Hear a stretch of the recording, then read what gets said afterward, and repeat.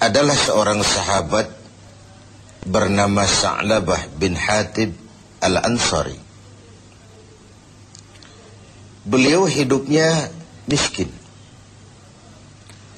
tetapi kemiskinannya sama sekali tidak mengurangi kekuatan ibadahnya. Salatnya pun selalu berjamaah. Di mana ada Rasul salat menjadi imam, di situ Sa'labah bermakmum. Hanya saja Sa'labah ini aneh. Tiap selesai salat langsung pulang. Tidak wirid, tidak zikir, tidak doa. Jadi kalau sahabat-sahabat yang lain selesai salat Allahumma antas salam, Sa'labah ini malah Allahumma lantas jalan. Begitu setiap salat. Sampai satu saat beliau ditegur oleh baginda Rasul. Sa'labah, labaika ya Rasul. Kau ini macam orang munafik saja. Tidak betah kau di masjid. Atau tidak pentingkah doa dan wirid itu menurut kau? Tiap selesai sholat, pulang. Salam, pulang. Kenapa begitu Sa'labah? Maafkan saya ya Rasul. Kenapa? Saya bukan tidak menganggap doa dan wirid tidak penting. Lalu, bukan juga tidak betah di masjid. Kemudian, kenapa kau terus pulang begitu? Saya ini keluarga miskin ya Rasul. Kain satu pun berdua dengan istri saya. Ketika saya sholat di masjid sini, istri saya di rumah nunggu giliran sholat dari sarung yang sedang saya pakai ini. Kalau saya pakai wirid dan zikir, istri saya tidak kebagian waktu sholat. Begitulah. Iya. Oh. Lalu bagaimana Sa'labah? Begini saja ya Rasul. Ini sudah kadung ditanya oleh Tuhan. Tuhan kan Rasul. Ya. Kenapa memang? Bahwa Rasul itu kan doanya jarang meleset. Maksud kamu? Tolonglah doakan saya kepada Allah agar saya jadi orang kaya. Kalau saya kaya, sarung punya sendiri, istri punya sarung sendiri, tenanglah saya beribadah. Rasulullah senyum. Kemudian bilang, Sa'labah, saya ya Rasul. Kau kan orang Islam? Iya. Bagi orang Islam, contoh yang paling utama itu siapa? Ya Tuhan ya Rasul. Kau lihat saya kaya? Tidak. Lalu kenapa kau mau minta kaya? Begitu ya? Iya, sudah, pulang saja. Pulanglah Sa'labah. Esoknya ketemu lagi dengan Rasul. Gimana Sa'labah? Sudahlah Rasul, doakan saja supaya saya jadi orang kaya. Sa'labah, saya ya Rasul. Qalilun tuaddi syukrahu khairun min kasirin la tutiquhu.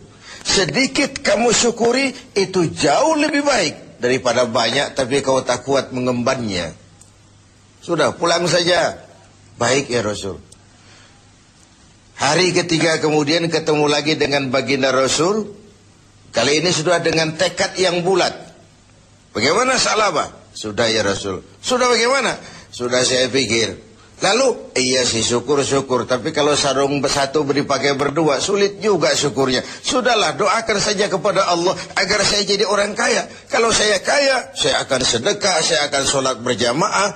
Wal'ati kulla zi haqqin haqqah. Tiap orang akan saya berikan haknya. Pokoknya bereslah kalau saya jadi kaya nanti.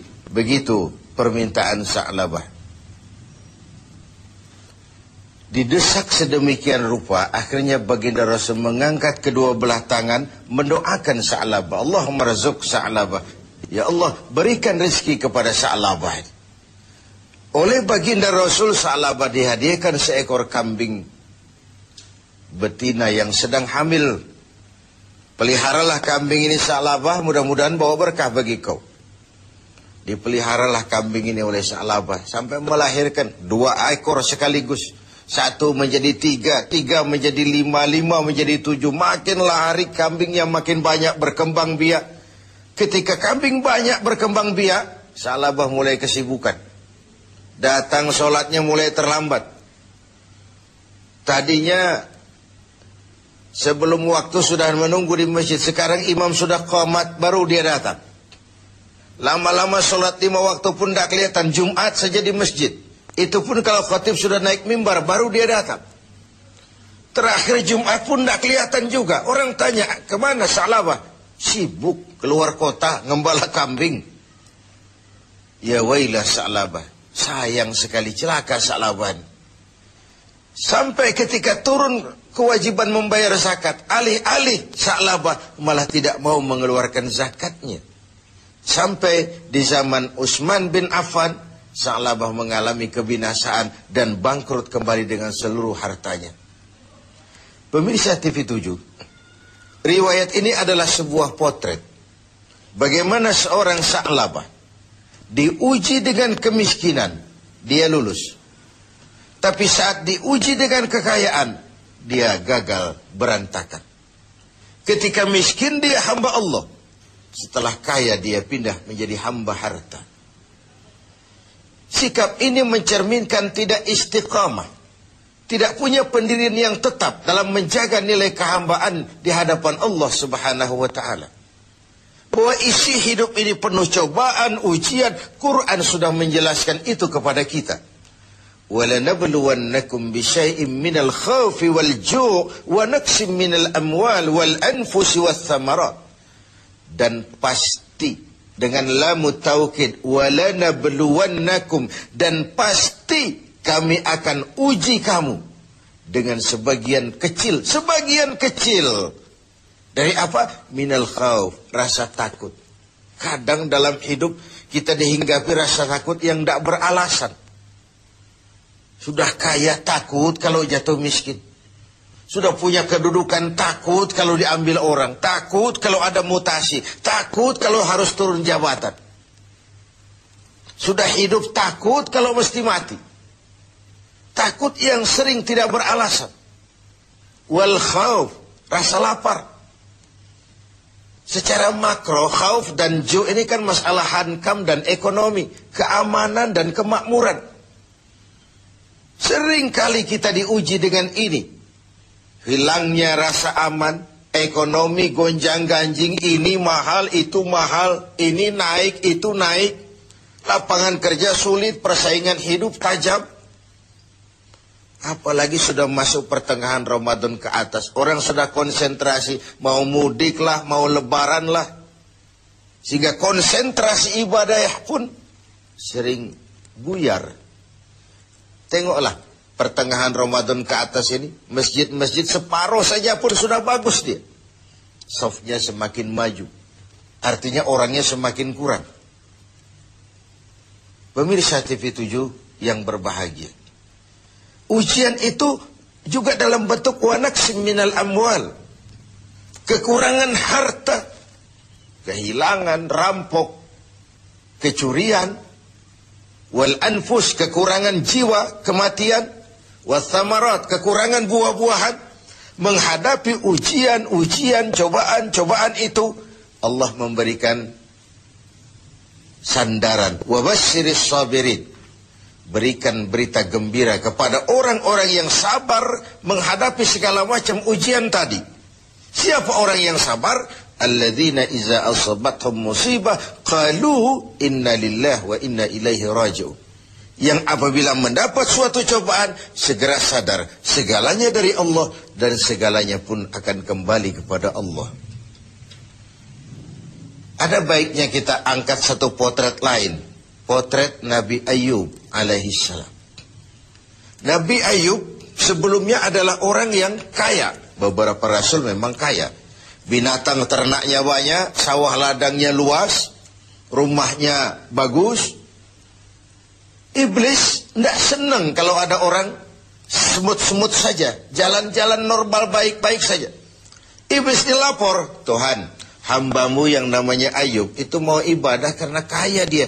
Coba kau kalau dia jatuh miskin, selesai ibadahnya itu. Allah bilang, iblis, aku tahu Ayub itu hambaku yang ikhlas. Saya buktikan Tuhan, silahkan. Iblis pun turun ke alam ini menggoda Nabi Ayub. Mula pertama dia binasakan binatang ternak Nabi Ayub. Lalu dirusak sawah ladangnya. Sehingga praktis dalam waktu singkat Nabi Ayub jatuh dari orang paling kaya menjadi orang paling miskin. Dan itu tidak mudah. Dan itu tidak mudah. Mudah mengalami frozen emotional attitude, shock. Sudah begitu, iblis datang menemui Nabi Ayub yang sedang ibadah di mihrab dalam masjid.